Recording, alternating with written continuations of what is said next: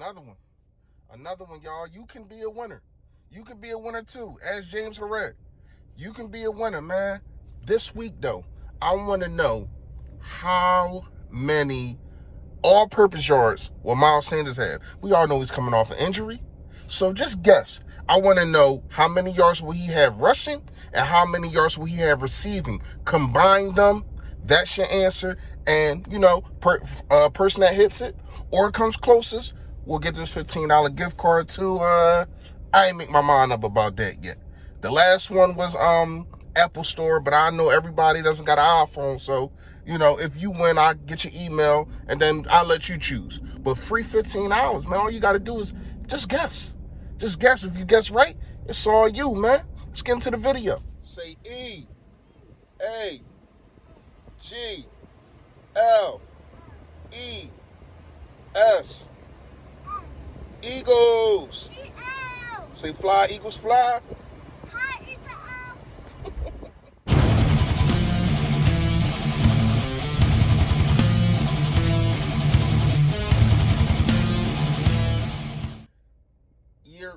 Yo, that, yeah. You know who it is, you know what it is. Your boy Philly Fresh, a.k.a. the General, here reporting for duty. Also, a.k.a. a fourth, because y'all are a fourth also. A fourth for the Battle Bird podcast, man. Shout out to y'all. If you haven't done it already, please make sure you hit that sub button. Shout out to my guy, LB, Lord Brunson, man. That hoodie came through. I ain't even get to open the package yet, y'all. I'm probably going to wait a little bit to put this joint up so I can, take a flick, probably put it up there so y'all can see. Go support my guy, man. He got that merch. Got that merch out, y'all. Got that merch out. Make sure y'all go check him out. Now, do's and don'ts today, y'all. What that mean? That mean it's Football Friday. Every Friday I give y'all these. Let's go. First do, y'all should already know. Run the ball. I'm going to say it again. Mr. Doug Peterson, run the ball. You ran the ball 17 times last week. Now we understand.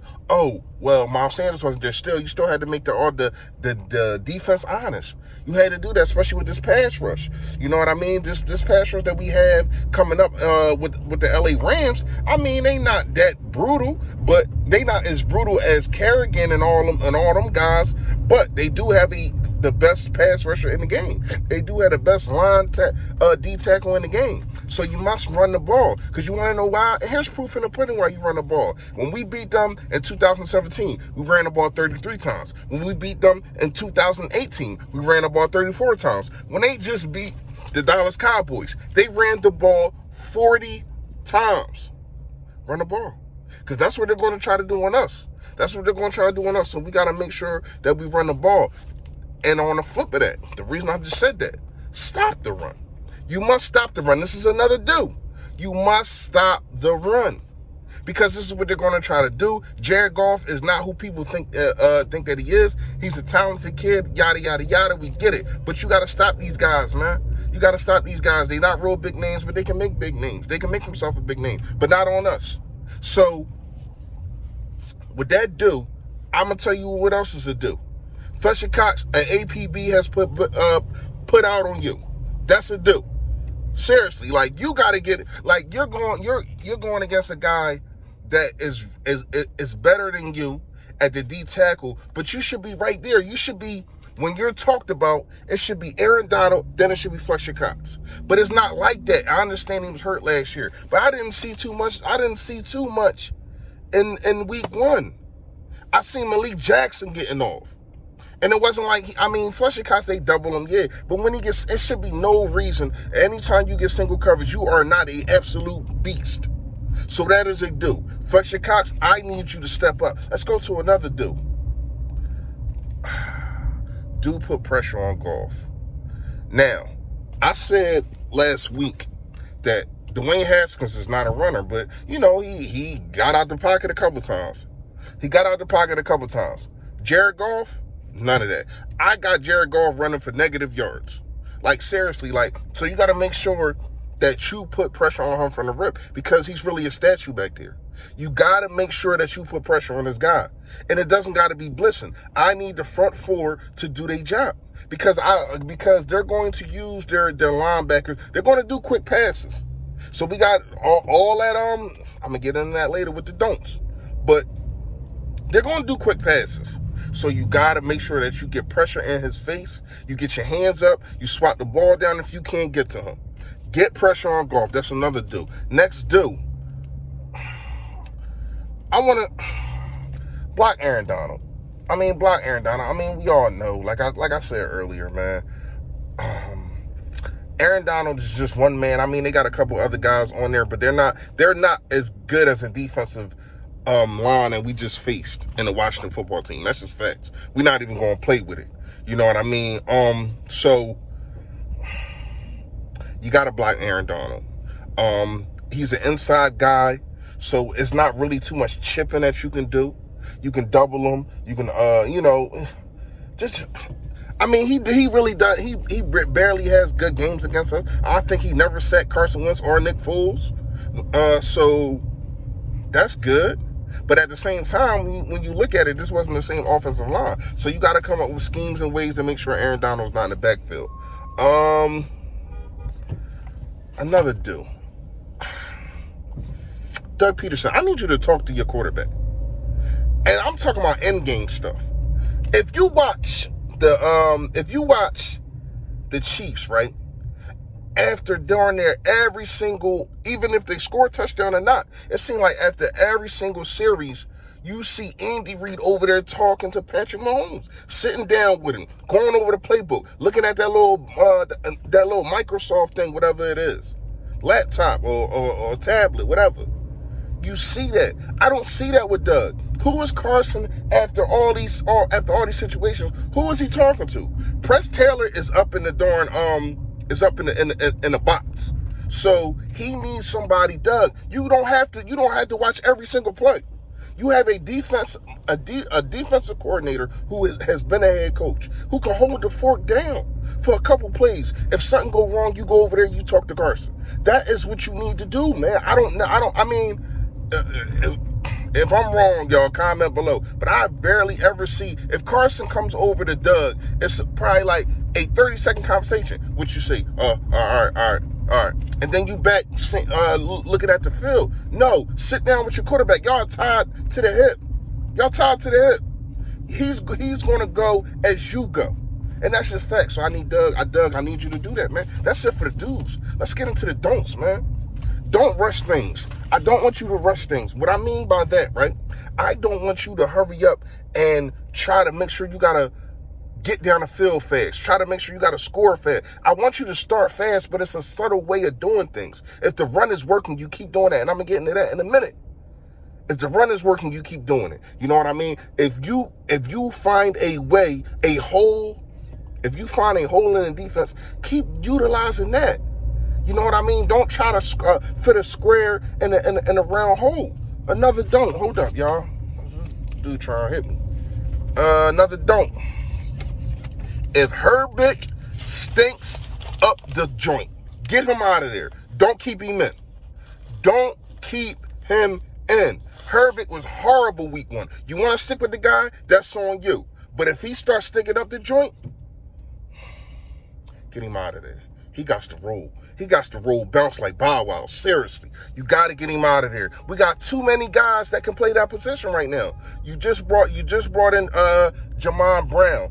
You got Matt Pryor, who I think is a better player. And if you want to talk, you can still go Jack Justel, who had an amazing game, amazing first half against the Washington football team. Held his own. Shout out to him. So yeah, don't leave Herbig in there if he's stinking up the joint. Don't switch things up if they are working. This is another don't, of course. Do not switch things up. Like in the Washington football game, right?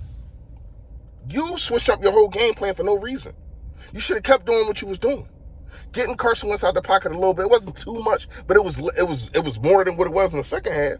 You just switched up your whole game plan. Talking to Doug Peterson right now for nothing. If it's working, keep doing it until they don't stop it. You had Dallas Goedert. The middle was open. You had Dallas Goedert every single play going through the middle. That should be the hot routes if that's what's working. Use the middle of the field. You should have kept doing that. So whatever's going to work, I think the run game is going to work. Whatever, because Zeke got off last week against the LA Rams. So whatever is going to work, if it's working, don't stop doing it until they make you stop doing it. Another don't.